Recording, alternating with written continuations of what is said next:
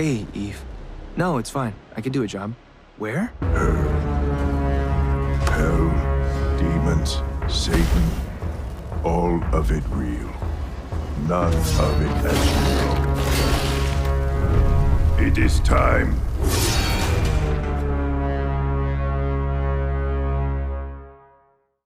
Welcome back, everyone. It's Charlie. Invincible released a new trailer for Season 4, Episode 4. There's a bunch of Easter eggs and references here to the comics and stuff that was not in the original comics because it is one of the first original episodes. Like, most of the episode, not all the episode, but most of the episode was not in the original comics. It's part of a deleted storyline that Robert Kirkman was planning on putting in the original comics, but couldn't fit it in when he was writing it back in the day.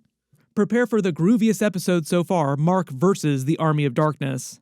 The episode title is Herm, which is one of Damien Darkblood's catchphrases. He comes back because this is the episode where Mark goes to hell to fight the devil, according to Robert Kirkman, or it actually looks like there's a little bit more going on with this war going on in hell, and they need Mark's help to actually win it. Like Damien Darkblood seemed like he was working for Satan, who's played by Bruce Campbell. Bruce Campbell leading another type of army of Deadites just feels appropriate.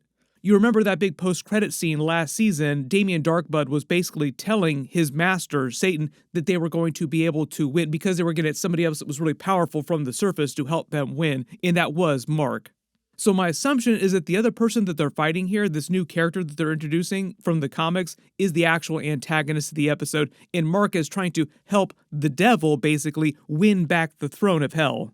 My assumption is this is meant to flow with his moral arc during the season. Like, the whole idea is that he's struggling with the morality of killing someone back in the first episode, and also what he needs to do to actually keep his family safe. Is killing okay? Like, does he need to go back on his rule? Basically being at his darkest he's ever been so far. So naturally it would make sense that they would have him struggle with whether or not it's a good idea to help the devil win back hell. Like, do I need to help the devil? Is that a good idea? But I think part of the message here is that it's the lesser of two evils kind of situation, like the devil you know, to make all the puns possible. Would you rather have the actual devil on the throne of hell if you know what he wants and what he's going to do, like he obeys a certain level of rules in his own type of morality, or potentially this other character who might be way worse than the devil? Have means to restore you to Infernal Throne. Surface dweller of great power. But at least the way that Robert Kirkman explained this, the reason for putting the episode in this season, for like doing an episode that wasn't part of the original comics, is that he originally planned on doing it back in the day when he was doing the original comic book run, but because he was in the middle of the Viltrumite war arc, because it was pretty early on in his career, like he just couldn't figure out a story-based way to fit it into the Viltrumite arc because it felt like so much of a side quest. Now that a couple years have gone by, like many years, 20 plus years have gone by, he has figured out a way to fit it in, and it sounds like it's through the moral arc that Mark is going through in the season. He also said he was going to be doing this in future seasons too, like fitting back in deleted storylines, deleted ideas that he wasn't able to work out back in the day when he was doing the original comic book. So next season there'll be an episode like this. It won't be him going back to hell, but it'll be like some original idea that didn't appear in the original comic book run, but that he wanted to do back in the day.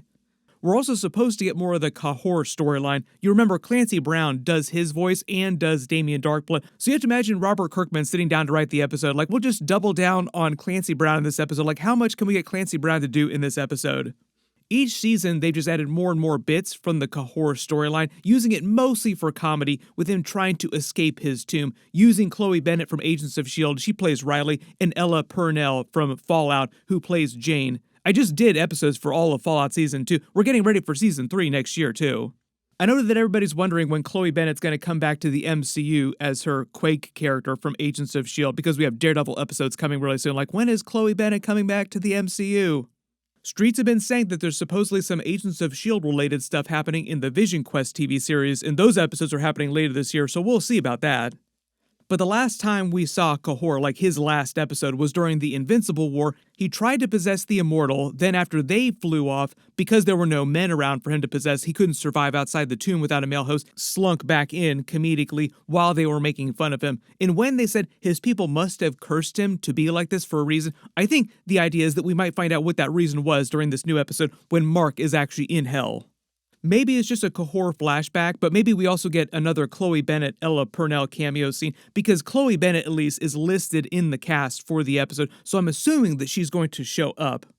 But at the beginning of the trailer, a couple other important things that you may have clocked in this, we also see Invincible at Arts getting his yellow costume again, meaning he's going back to the yellow costume, but it's like a new version of the old suit, because the blue suit reminds him of being super depressed. The way that Robert Kirkman explained it, it's sort of like his Spider-Man symbiote arc, like he wants to go back to the traditional colors. Spider-Man has been depressed long enough, he wants to go back to the red suit. We also just got the Spider-Man Brand New Day trailer, and in that movie, Spider-Man seems like he's more depressed than he has ever been. You can generally chart the level of excitement of Spider-Man fans for new movies in how depressed and how much shit he's going through. Like, the worse he's doing, the more excited people are. Robert Kirkman said it was kind of like the same vibe with the Invincible character when they were writing him in the room season to season. Like, this new season, they're going to make him even more depressed, like bring him to a new low from the previous season. So imagine how bad things were for him last season. It'll be even worse for him at the end of this season.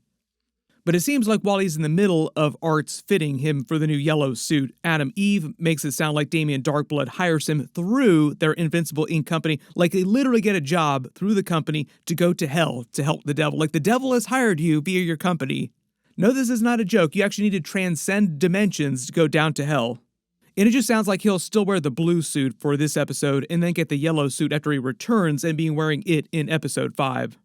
They also kind of make it seem like Adam Eve won't tell him about the pregnancy for a longer time too in the comics. Like she just found out in the comics, she waits till like way later during the Viltrumite War arc to tell him about the pregnancy. And the resolution of that story beat doesn't play out till what will probably be the end of this season, like the finale, contributing to one of Mark's lowest of low moments.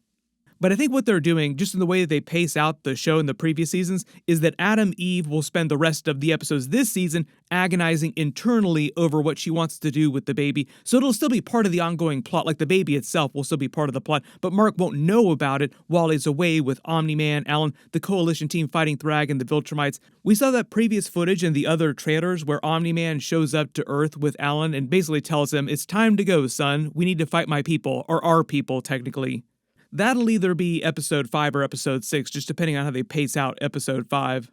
Then the next new character in the trailer that Invincible is fighting with Damien Darkblood, that's part of this giant war in hell, has been revealed is Volcanica, who is a comic book character, but she's being played by Indira Varma from Game of Thrones. She's a demon who basically has lava-bending powers, it seems like, and commands this large army.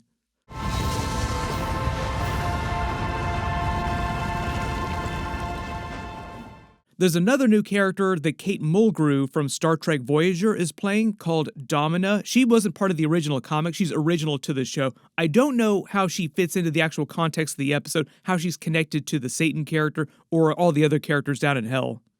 Bruce Campbell also, like I said, returning as the Satan character, Groovy Bruce. There'll probably be a little bit of the other storylines on Earth and the Viltrumite War stuff just before Mark goes to hell, and again at the very end of the episode after he returns, just to sort of continue all those storylines, right? So it's not like a complete side quest episode. There's like some of the ongoing plot in the actual episode, but most of it is Mark just going to hell.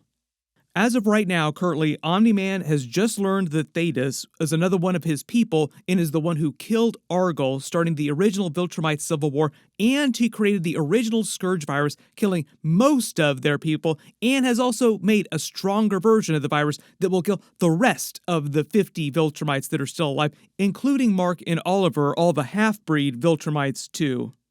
On their side of things, on the Viltrumite side of this, Thragg has also just ordered Conquest to kill Omni-Man's new coalition team that he's putting together, and they've already left Viltrum and are on their way to try and get all of them. Based on all the other trailer footage that we've seen so far, we might not see them collide until either the end of episode 5 or episode 6, just depending on how they pace out episode 5 next week, but it'll be pretty soon.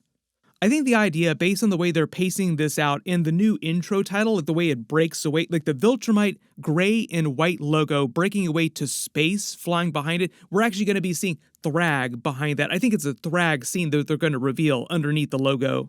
And the whole idea is that it'll crash down the rest of the way and reveal Thragg by the final episode. So we're going to see Thragg in the final couple of episodes finally get off of his throne and come after all the characters, personally the coalition characters. In related Invincible news, Robert Kirkman kept talking about the Invincible movie, insisting that they're still working on it behind the scenes, but it is not a priority for Amazon right now. My assumption is that that is code for they don't care about it right now, and if they do a live-action Invincible movie, it won't be for several years, and it will be a completely different cast. It'll be like an Avatar The Last Airbender movie situation. Like they're making a new Avatar The Last Airbender Aang movie that they'll release later this year. I will do all the videos for that, don't worry. You guys are not gonna believe this. There's a play about us. But even though it's based on the original Team Aang from the original series set after the events of Book 3, and all those actors are still very healthy and able to do their characters, they still recast a lot of the roles, so it'll be new voice actors doing their characters. By the time they'd actually make a live-action Invincible movie, it'd be an even worse problem, and because it's live-action, it'd be harder to justify the characters playing the younger, teenage versions of their characters, so they would absolutely have to recast most of the roles. Not everybody, but like Steven Yeun wouldn't be able to play the Invincible character in live-action, Gillian Jacobs wouldn't be able to play live-action Adam Eve, like they'd have to find new actors for that that were much younger. So we will see what happens with that, but do not be surprised if we get through like the entire run of the Invincible series, like 7, 9, 10 seasons, however long they decide to keep going, and then they don't do the live action movie till after that, like several years down the road. Everybody post all your reactions in the comments below if you spotted any Easter eggs or references in the trailer footage that I didn't talk about during the video. There's also a lot of trailer footage from the earlier trailers that we have not seen in episodes yet so far. The really big reminder this week is that Daredevil Season 2 episodes are dropping. I believe it's going to be the first 2 episodes. We'll see about that. My longer video for that will post late Tuesday night. Then my Invincible Episode 4 video will post Wednesday morning. So look out for that. Be sure to enable alerts for my channel so you don't miss those. We'll also start getting The Boys Season 5 episodes in another couple weeks too. So we'll have all 3 shows running at the same time for a little while. Everybody click here for all my Spider-Man Brand New Day trailer videos, and click here for all my Invincible episodes. I'll update the link as soon as I post that full episode 4 video. Thank you so much for watching, and I'll see you guys in the next one.